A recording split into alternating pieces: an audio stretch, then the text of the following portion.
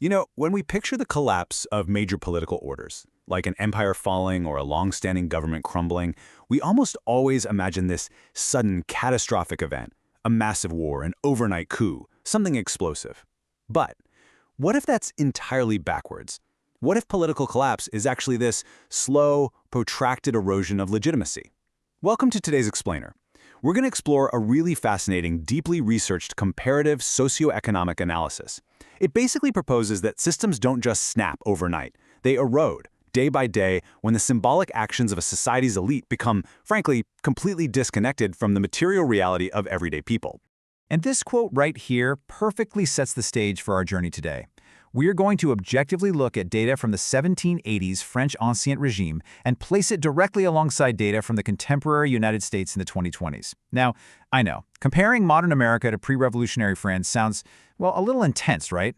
You might naturally feel a bit of resistance to that idea, but stick with me here. We're going to strictly follow the math, the architecture, and the historical records to understand this really interesting concept called a pre-revolutionary alignment. Okay, let's dive into this. We have a very structured path today. We'll start with the infamous diamond necklace scandal of 1785, bridge over to what critics call modern Versailles economics, look at the undeniable math of the 0.59 inequality threshold, explore the calorie trap, analyze the shift from pamphlets to algorithms, and finally ask whether we are headed for reform or rupture. Part 1. The diamond necklace scandal, a tipping point. So, to understand the present, we first have to step safely into the past, specifically 18th century France. We are going to look at a seemingly simple piece of jewelry that, quite literally, tipped the scales of an empire. The affair of the diamond necklace is kind of the ultimate historical example of a symbolic disconnect. Starting back in 1784, royal jewelers created this massive 2,800-carat diamond necklace worth 1.6 million livres. They tried to sell it to Queen Marie Antoinette, but actually, she refused it. She literally said the state needed naval ships, not jewelry. But then this con artist named Jean de Lamont stepped in. She tricked Cardinal Rohan into believing he was buying the necklace secretly for the queen. When the cardinal couldn't make the payments, the whole plot blew up, and the king publicly arrested the cardinal right in the middle of the Hall of Mirrors at Versailles. It was this convoluted, dramatic mess, but notice the absolute key fact here. The queen was entirely innocent of the fraud. However, her factual innocence absolutely did not matter to the public. Instead, Marie Antoinette became the scandal herself. Why? Well, because the sheer existence of a 1.6 million livre necklace floating around the royal orbit acted as a tipping point. To the everyday French citizen, who was, remember, literally starving at this time, it perfectly symbolized an elite class that was manipulative and completely indifferent to their suffering. It gave immense moral weight to revolutionary sentiments, and it crystallized this massive public resentment just 4 years before the actual uprising in 1789. Which brings us to Part 2, Modern Versailles Economics, the fortress mentality. Let's walk across that historical bridge into the 2020s. What happens when high-visibility luxury projects meet widespread economic anxiety today? And this brilliantly illustrates the concept of spatial sovereignty across centuries. Back in the day, King Louis XIV built the Palace of Versailles specifically to distance the executive court from the Parisian masses and all their unrest. Fast forward to the 2025 proposal for a massive new East Wing ballroom at the White House. This is a 90,000 square foot project that ballooned to $400 million in construction costs, effectively replacing the traditional Presidential Emergency Operations Center. In both eras, you see architecture being used to physically and psychologically isolate the executive elite from the economic volatility experienced by the general public. Just look at these two symbols side by side. Our source material outlines how the diamond necklace, at 1.6 million livres, was famously dubbed the Queen's Folly. Today, critics are labeling this new ballroom infrastructure Versailles Economics. Between the $400 million for construction and the massive security costs, the financial scale is just staggering. And the term Versailles Economics is being used precisely because of the stark disconnect between this high-end luxury infrastructure and a population that is currently struggling with severe inflation and really tough housing affordability. And what makes this new construction particularly notable as a sociological data point is the $220 million specifically earmarked for security hardening.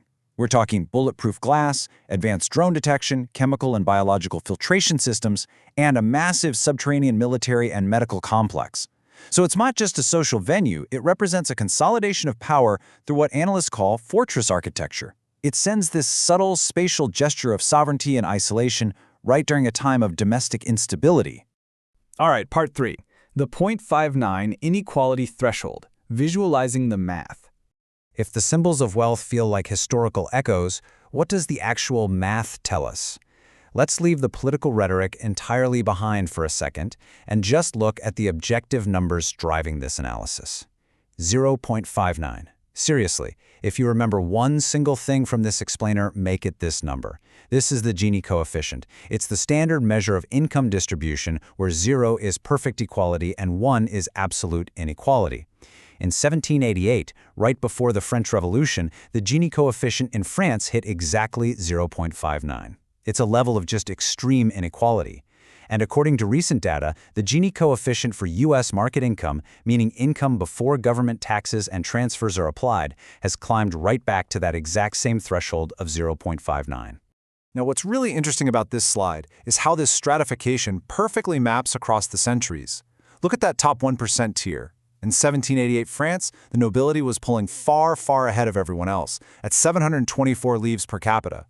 In 2022 America, the top 1% averages over $2.7 million. Between 1979 and 2022, the top 1% alone saw an inflation-adjusted income increase of over 300%.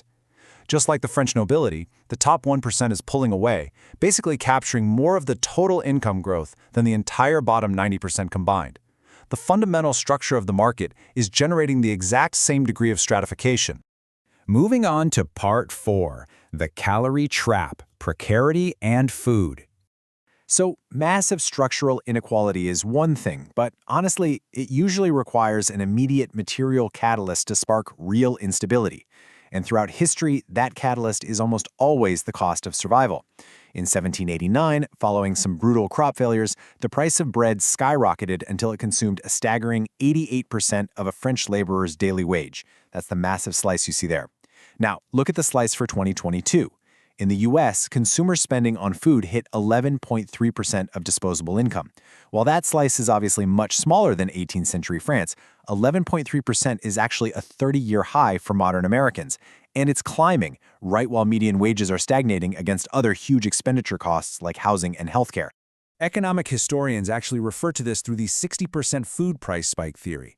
It basically posits that when the price of basic necessities rises significantly faster than wages, it effectively negates the value of a person's labor. In France, necessities rose 62% while wages only went up 22%. When the cost of survival outpaces the reward for working, the social contract essentially dissolves. Today, the perception of corporate rent-seeking and prioritized luxury spending creates that exact same psychological sense of precarity or starvation among the lowest-earning tiers of society. Part 5, from pamphlets to algorithms, the desacralization of power. Okay, so you have extreme inequality and you have highly visible luxury projects happening right during a time of food inflation. How does the public sphere react to all this material reality? Well, let's look at the media landscape, comparing the printing press to the modern smartphone. In the 1780s, royal authority was heavily eroded by libelles, these clandestine, highly aggressive pamphlets that attacked Marie Antoinette, spreading wild rumors to destroy her symbolic power. They essentially used lowbrow culture to delegitimize the elite. Today, the 21st century equivalent is the social media algorithm. The algorithmic culture wars amplify class resentment in exactly the same way, targeting the executive elite by weaponizing terms like Versailles Economics. The medium has completely changed from paper to pixels, but the mechanism of draining a leader's aura, it remains identical. And the ultimate goal of this shifting media narrative is profound. In both the 18th century and today, this kind of digital Grub Street media seeks to move the public away from accusing a single individual of making bad choices, like calling them a tyrant, to labeling the entire system as fundamentally corrupt or despotic. I mean, think about it. When a government proposes a $400 million ballroom fortified with military bunkers, right while citizens face the highest share of disposable income spent on food in 3 decades, algorithms ensure the public reaction isn't just mild criticism. It becomes a systematic effort to delegitimize the entire established order. Which brings us to our final section, reform or rupture, the modern escape hatch. So, bringing all this data together, what does this pre-revolutionary alignment mean for our society right now? Are we just doomed to repeat 1789? Well, the crucial point is, we aren't 18th century France. We actually have a modern escape hatch, systemic agency. Unlike the Bourbon monarchy, modern liberal democracies have a tax benefit system designed specifically to reduce that terrifying 0.59 market Gini coefficient. This is known as the redistributive effect, or RE. But, and this is important, here is the warning hidden in the data. The U.S. federal tax system's ability to reduce inequality is actively eroding. Its redistributive effect fell from a 23.4% reduction in 1979 to just 17.1% by 2007, and that trend has sadly continued. The state's power to balance the scales is weakening right at the exact moment market inequality is peaking. To summarize, this is why understanding this data matters to us today. We are currently witnessing a structural convergence of four really distinct realities: statistical inequality hitting that 0.59 market Gini, a caloric crisis with a 30-year high in food spending, the symbolic desacralization of leadership through social media algorithms, and executive fortification where Versailles-style architecture takes priority over the social contract. This, right here, is the textbook definition of a pre-revolutionary alignment. Which leaves us with one ultimate question. Will we choose reform or rupture? Because the data clearly shows we are standing on the edge of the exact same 0.59 Gini chasm that completely swallowed the French monarchy. Our future depends entirely on whether we can use our modern tools to bridge that gap and restore the social contract, before our modern diamond necklaces and fortified ballrooms become the final justification for a systemic collapse. Thank you so much for joining me to explore this explainer today. Never stop learning, and I'll see you in the next one.